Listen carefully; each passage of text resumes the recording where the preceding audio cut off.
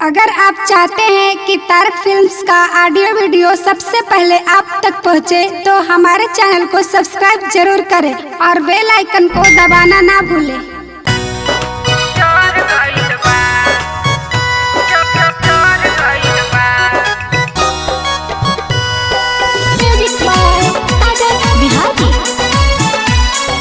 बाबा recording studio Sachin पाली गांव सूरत।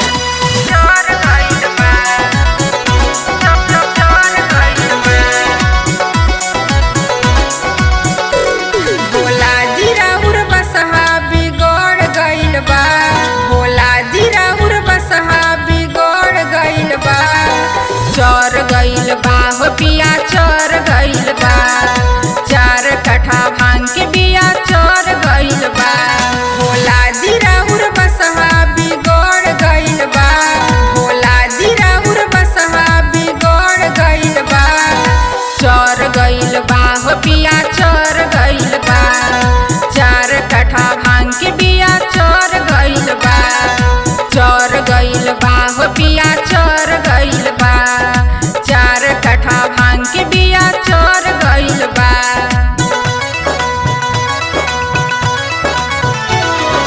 चर गइल बा, चर गइल बा।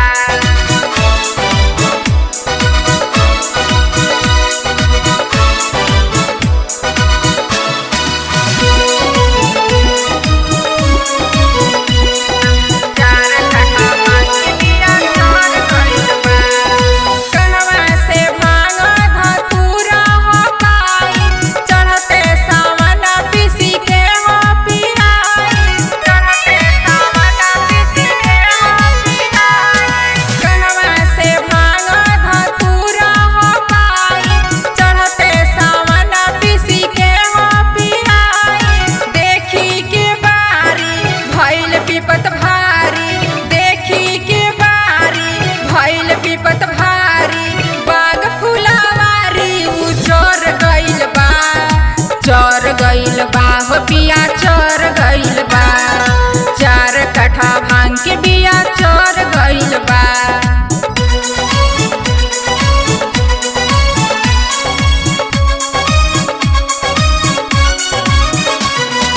चर गइल बा, चर गइल बा।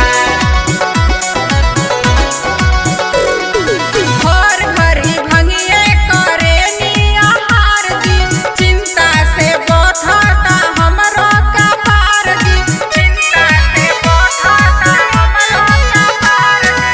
हर घड़ी भंगिए करे निहार जी, चिंता से बोथता हमरो कपार जी।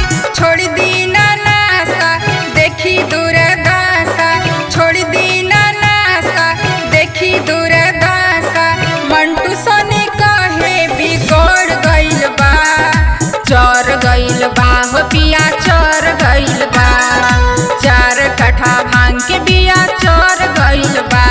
भोला जी राउर बसहा बिगड़ गइल बा, भोला जी राउर बसहा बिगड़ गइल बा, चर गइल बा हो पिया चर गइल बा, 4 कट्ठा भांग के बिया चर गइल बा, चर गइल बा हो पिया चर गइल बा, 4 कट्ठा भांग के बिया चर गइल बा। बाबा रिकॉर्डिंग स्टूडियो सचिन पाली गांव सूरत।